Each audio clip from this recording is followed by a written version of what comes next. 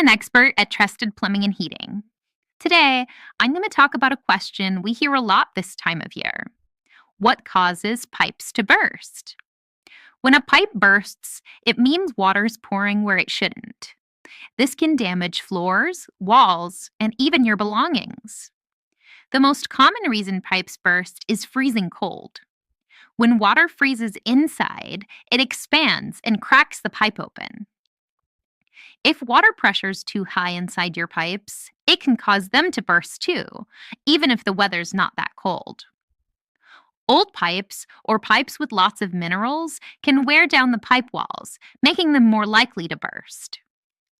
Blockages, caused by grease, hair, or even tree roots, can make water back up and burst your pipe.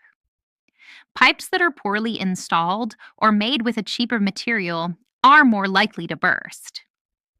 You can help prevent burst pipes by adding pipe insulation, checking your water pressure, and calling Trusted Plumbing and Heating for regular checkups. If you're worried about your pipes bursting, give us a call. Trusted Plumbing and Heating is always ready to help keep your home safe. Visit our website to read the full blog and get more tips. Call us anytime you need help.